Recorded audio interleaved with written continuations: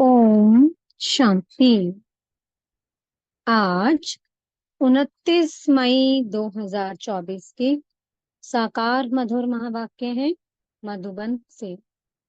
मीठे बाप दादाजी ने कहा, मीठे बच्चे, याद से याद मिलती है। जो बच्चे प्यार से बाप को याद करते हैं, उनकी कशिश बाप को भी होती है। प्रश्न है, तुम्हारे परिपक्व अवस्था की निशानी क्या है? उस अवस्था को पाने का पुरुषार्थ सुनाओ। उत्तर है, जब तुम बच्चों की परिपक्व अवस्था होगी तो सब कर्मेंद्रियां शीतल हो जाएंगी। कर्मेंद्रियों से कोई उल्टा कर्म नहीं होगा। अवस्था अचल अडोल बन जाएगी। इस समय की अडोल अवस्था से 21 जन्म के लिए कर्मेंद्रियां वश हो जाएंगी। इस अवस्था को पाने के लिए अपनी जांच रखो। नोट करने से सावधान रहेंगे। योग बल से ही कर्मेंद्रियों को वश करना है। योग ही तुम्हारी अवस्था को परिपक्व बनाएगा। ओम शांति। ये है याद की यात्रा। सभी बच्चे इस यात्रा पर रहते हैं। सिर्फ तुम यहाँ नजदीक में हो। जो जहां भी हैं, बाप को याद करते हैं तो वह ऑटोमेटिकली नजदीक आ जाते हैं। जैसे चंद्रमा के आगे कोई सितारे बहुत नजदीक होते हैं, कोई बहुत चमकते हैं, कोई नजदीक, कोई दूर भी होते हैं। देखने में आता है ये स्टार बहुत चमकता है, ये बहुत नजदीक है, ये तो चमकता ही नहीं है। तुम्हारा भी गायन है। तुम हो ज्ञान और योग के सितारे। ज्ञान सूर्य मिला है बच्चों को। बाप बच्चों को ही याद करते हैं। जो सर्विसेबल बच्चे हैं, बाप है सर्वशक्तिमान, उस बाप को ही याद करते हैं तो याद से याद मिलती है। जहां जहां ऐसे ऐसे सर्विसेबल बच्चे हैं तो ज्ञान सूर्य बाप भी उन्हों को याद करते हैं। बच्चे भी याद करते हैं। जो बच्चे याद नहीं करते, उनको बाप भी याद नहीं करते। उनको बाप की याद भी नहीं पहुंचती है। याद से याद जरूर मिलती है। बच्चों को भी याद करना है। बच्चे पूछते हैं, बाबा आप हमको याद करते हैं? बाप कहते हैं, क्यों नहीं। इस रीति बाप क्यों नहीं याद करते? जो जास्ती पवित्र हैं और बाप से बहुत प्यार है तो कशिश भी ऐसे करते हैं। हर एक अपने से पूछे कि हम कहाँ तक बाबा को याद करते हैं। एक की याद में रहने से फिर ये पुरानी दुनिया भूल जाती है। बाप को ही याद करते करते जाकर मिलते हैं। अब मिलने का समय आया हुआ है। ड्रामा का राज भी बाप ने समझाया है। बाप आते हैं, आकर बच्चों को अपना रूहानी बच्चा बनाते हैं। पतित से पावन कैसे बनो सो सिखाते हैं। बाप तो एक ही है, उनको ही सब याद करते हैं। परंतु याद सबको नंबरवार अपने अपने पुरुषार्थ अनुसार मिलती है। जितना बहुत याद करेंगे, वह जैसे कि सामने खड़े हैं। कर्मातीत अवस्था भी ऐसे होनी है। जितना याद करेंगे, कर्मेंद्रियां चंचल नहीं होंगी। कर्मेंद्रियां चंचल बहुत होती है ना। इसको ही माया कहा जाता है। कर्मेंद्रियों से कुछ भी खराब कर्म ना हो। यहाँ योग बल से कर्मेंद्रियों को वश करना है। वो लोग तो दवाइयों से वश करते हैं। बच्चे कहते हैं, बाबा ये क्यों नहीं वश होती है? बाप कहते हैं, तुम जितना याद करेंगे उतना कर्मेंद्रियां वश हो जाएंगी। इसको कहा जाता है कर्मातीत अवस्था। ये सिर्फ याद की यात्रा से ही होता है। इसलिए भारत का प्राचीन राजयोग गाया हुआ है। सो तो भगवान ही सिखलाएंगे। भगवान सिखलाते हैं अपने बच्चों को, तुम्हें इन विकारी कर्मेंद्रियों पर योग बल से जीत पाने का पुरुषार्थ करना है। संपूर्ण पिछाड़ी में होंगे। जब परिपक्व अवस्था होगी फिर कोई भी कर्मेंद्रियां चंचलता नहीं करेंगी। अभी चंचलता बंद होने से फिर 21 जन्म के लिए कोई भी कर्मेंद्रिय धोखा नहीं देगी। 21 जन्म के लिए कर्मेंद्रियां वश हो जाती हैं। सबसे मुख्य है काम। याद करते करते कर्मेंद्रियां वश होती जाएंगी। अभी कर्मेंद्रियों को वश करने से आधा कल्प के लिए इनाम मिलता है। वश नहीं कर सकते हैं तो फिर पाप रह जाते हैं। तुम्हारे पाप योग बल से कटते जाएंगे। तुम पवित्र होते जाते हो। ये है नंबर 1 सब्जेक्ट। बुलाते भी हैं पतित से पावन होने के लिए, तो बाप ही आकर पावन बनाते हैं। बाप ही नॉलेजफुल है। बाप कहते हैं, अपने को आत्मा समझो और बाप को याद करो। ये भी नॉलेज है। एक है योग की नॉलेज, दूसरा है 84 जन्म के चक्र की नॉलेज। दो नॉलेज है। फिर उसमें दैवीय गुण ऑटोमेटिकली मर्ज है। बच्चे जानते हैं, हम मनुष्य से देवता बनते हैं तो दैवीय गुण भी जरूर धारण करने हैं। अपनी जांच करनी है। नोट करने से अपने ऊपर सावधान रहेंगे। अपनी जांच रखेंगे तो कोई भूल नहीं होगी। बाप खुद कहते हैं, माँ में कम याद करो। तुमने ही मुझे बुलाया है क्योंकि तुम जानते हो बाबा पतित पावन है। वह जब आते हैं तब ही ये डायरेक्शन देते हैं। अब इस डायरेक्शन पर अमल करना है आत्माओं को।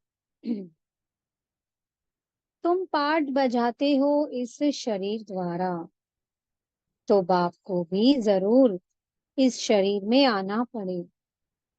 ये बहुत वंडरफुल बातें हैं। त्रिमूर्ति का चित्र कितना क्लियर है। ब्रह्मा तपस्या कर ये बनते हैं, फिर 84 जन्मों के बाद ये बनते हैं। ये भी बुद्धि में याद रहे कि हम ब्राह्मण सो देवता थे, फिर 84 का चक्कर लगाया, अब फिर देवता बनने के लिए आए हैं। जब देवताओं की डिनाइस्टी पूरी हो जाती है तो भक्ति मार्ग में भी बहुत प्रेम से उनको याद करते हैं। अब वह बाप तुमको ये पद पाने के लिए युक्ति बताते हैं। याद भी बहुत सहज है। सिर्फ सोने का बर्तन चाहिए। जितना पुरुषार्थ करेंगे उतनी पॉइंट्स इमर्ज होंगी। ज्ञान भी अच्छा सुनाते रहेंगे। समझेंगे जैसे कि बाबा हमारे में प्रवेश कर मुरली चला रहे हैं। बाबा भी बहुत मदद करते हैं। औरों का भी कल्याण करना है। वह भी ड्रामा में नूंद है। एक सेकंड ना मिले दूसरे से। टाइम पास होता जाता है। इतने वर्ष, इतने मास कैसे पास होते हैं? शुरू से लेकर टाइम पास होता आया है। ये सेकंड फिर 5,000 वर्ष बाद रिपीट करेंगे। ये भी अच्छी रीति समझना है और बाप को याद करना है, जिससे विकर्म विनाश हो। और कोई उपाय नहीं है। इतना समय जो कुछ करते आए हो वह सब थी भक्ति। कहते भी हैं कि भक्ति का फल भगवान देंगे। क्या फल देंगे, कब और कैसे देते हैं, ये कुछ भी पता नहीं है। बाप जब फल देने के लिए आवे तब लेने वाले और देने वाले इकट्ठे हों। ड्रामा का पार्ट आगे चलता जाता है। सारे ड्रामा में अभी ये है अंतिम लाइफ। हो सकता है कोई शरीर भी छोड़ दे, और कोई पार्ट बजाना है तो जन्म भी ले सकते हैं। किसका बहुत हिसाब किताब होगा तो जन्म भी ले सकते हैं। किसके बहुत पाप होंगे तो घड़ी घड़ी एक जन्म ले, फिर दूसरा, तीसरा जन्म लेते छोड़ते रहेंगे। गर्भ में गया, दुख भोगा, फिर शरीर छोड़ दूसरा लिया। काशी कलवट में भी ये हालत होती है। पाप सिर पर बहुत है, योग बल तो है नहीं। काशी कलवट खाना ये है अपने शरीर का घात करना। आत्मा भी समझती है ये घात करते हैं। कहते भी हैं बाबा आप आएंगे तो हम आप पर बलिहार जाएंगे। बाकी भक्ति मार्ग में बलि चढ़ते हैं, वह भक्ति हो जाती है। दान पुण्य तीर्थ आदि जो कुछ भी करते हैं वह किससे लेन देन होती है? पापात्माओं से। रावण राज्य है ना। बाप कहते हैं खबरदारी से लेन देन करना। कहाँ कोई खराब काम में लगाया तो सिर पर बोझा चढ़ जाएगा। दान पुण्य भी बड़ा खबरदारी से करना होता है। गरीबों को तो अन्न और कपड़े का दान किया जाता है। वह आजकल धर्मशालाएं आदि बनाकर देते हैं। साहूकारों के लिए तो बड़े बड़े महल हैं, गरीबों के लिए हैं झोपड़ियां। वह तो गंदे नाले के आगे रहे हुए हैं। उस किचड़े की खाद बनती है जो बिकती है, जिस पर फिर खेती आदि होती है। सतयुग में तो ऐसे किचड़े आदि पर खेती नहीं होती है। वहां तो नई मिट्टी होती है। उसका नाम ही है पैराडाइज। नाम भी गाया हुआ है। पुखराज परी, सब्ज परी, रत्न है ना। कोई कितनी सर्विस करते हैं, कोई कितनी करते हैं। कोई कहते हम सर्विस नहीं कर सकते हैं। बाबा के रत्न तो सभी हैं, परंतु उनमें भी नंबरवार पुरुषार्थ अनुसार है, जो फिर पूजे जाते हैं। पूजा होती है देवताओं की। भक्ति मार्ग में अनेक पूजाएं होती हैं। वह सब ड्रामा में नोंद है, जिसको देखकर मजा आता है। हम एक्टर्स हैं। इस समय तुमको नॉलेज मिलती है, तुम बहुत खुश होते हो। जानते हो भक्ति का भी पार्ट है। भक्ति में भी बड़े खुश होते हैं। गुरु ने कहा माला फेरो, बस उस खुशी में फिरते ही रहते हैं। समझ कुछ भी नहीं है। शिव निराकार है, उनको भला दूध पानी आदि क्यों चढ़ाते हैं? मूर्तियों को भोग लगाते हैं, वह कोई खाती थोड़ी है। भक्ति का पेशगिर अर्थात विस्तार कितना बड़ा है। भक्ति है झाड़, ज्ञान है बीज। रचता और रचना को सिवाय तुम बच्चों के और कोई नहीं जानते। कोई कोई बच्चे तो अपनी हड्डियां भी सर्विस में स्वाहा करने वाले हैं। तुमको कोई कहते हैं ये तुम्हारी कल्पना है। अरे ये तो वर्ल्ड की हिस्ट्री ज्योग्राफी रिपीट होती है। कल्पना रिपीट थोड़ी होती है। ये तो नॉलेज है। ये है नई बातें। नई दुनिया के लिए। भगवानुवाच, भगवान भी नया, उनके महावाक्य भी नए। वो कहते हैं कृष्ण भगवानुवाच, तुम कहते हो शिव भगवानुवाच। हर एक की अपनी अपनी बातें हैं, एक ना मिले दूसरे से। ये है पढ़ाई, स्कूल में पढ़ते हो, कल्पना की तो बात ही नहीं है। बाप है ज्ञान का सागर, नॉलेजफुल। जबकि ऋषि मुनि भी कहते हैं हम रचता रचना को नहीं जानते हैं। उन्हों को ये नॉलेज कहाँ से मिले, जबकि आदि सनातन देवी देवता ही नहीं जानते। जिन्होंने जाना उन्होंने पद पाया। फिर जब संगम युग आए तब बाप आकर समझाए। नए नए इन बातों में मूंझते हैं, कहते हैं बस तुम इतने थोड़े ही राइट हो, बाकी सब झूठे हैं। तुम समझाते हो गीता जो माई बाप है उसे ही खंडन कर दिया है, बाकी सब तो रचना है, उनसे वर्षा मिल ना सके। वेदों शास्त्रों में रचता और रचना की नॉलेज हो ना सके। पहले तो बताओ, वेदों से कौन सा धर्म स्थापन हुआ? धर्म तो है ही चार, हर एक धर्म का धर्मशास्त्र एक ही होता है।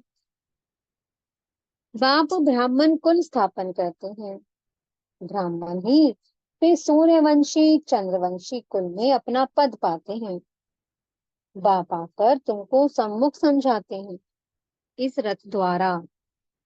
रथ तो जरूर चाहिए, आत्मा तो है निराकार, उनको साकार शरीर मिलता है। आत्मा क्या चीज है उनको ही नहीं जानते, तो बाप को फिर कैसे जानेंगे? राइट तो बाप ही सुनाते हैं, बाकी सब है अनराइटियस, जिससे फायदा कुछ भी नहीं। माला किसकी सिमरते हैं कुछ भी पता नहीं है, बाप को ही नहीं जानते। बाप खुद आकर अपना परिचय देते हैं, ज्ञान से सद्गति होती है। आधा कल्प है ज्ञान, आधा कल्प है भक्ति। भक्ति शुरू होती है रावण राज्य से, भक्ति से सीढ़ी उतरते उतरते तमो प्रधान बन पड़े हैं। किसके भी ऑक्यूपेशन को नहीं जानते हैं। भगवान की कितनी पूजा करते हैं, जानते कुछ भी नहीं है। तो बाप समझाते हैं इतना उच्च पद पाने के लिए अपने को आत्मा समझना है और बाप को याद करना है, इसमें है मेहनत।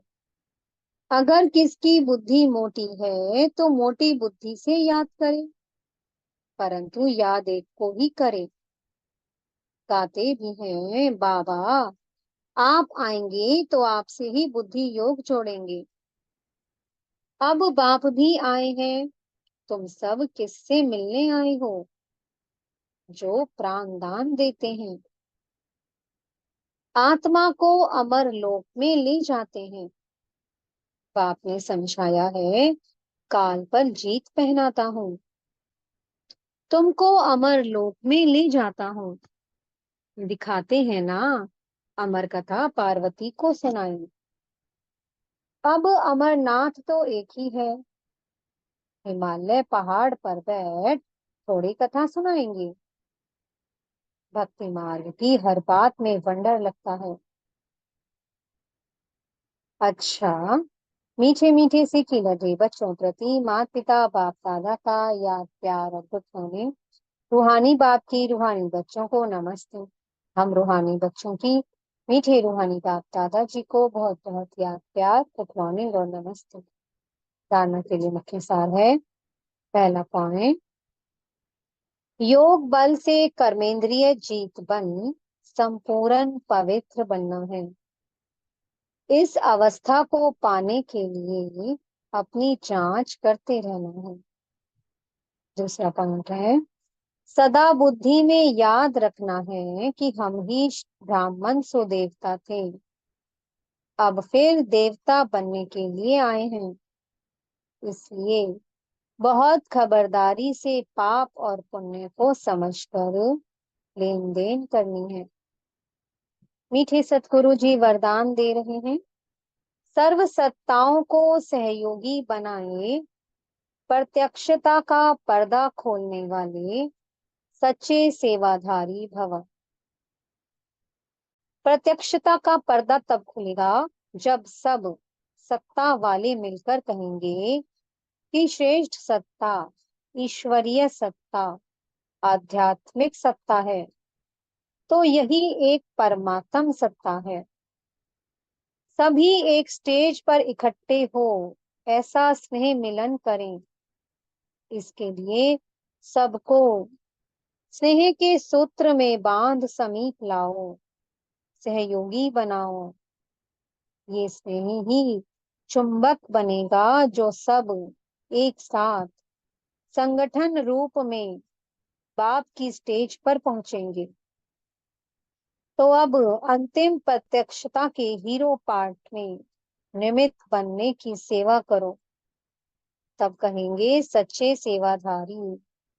स्लोगन है, सेवा द्वारा सर्व की दुआएं प्राप्त करना, ये आगे बढ़ने की लिफ्ट है। ओम शांति। बहुत बहुत शुक्रिया प्यारे प्यारे हमारे मीठे मीठे बाप दादा जी का। ओम शांति।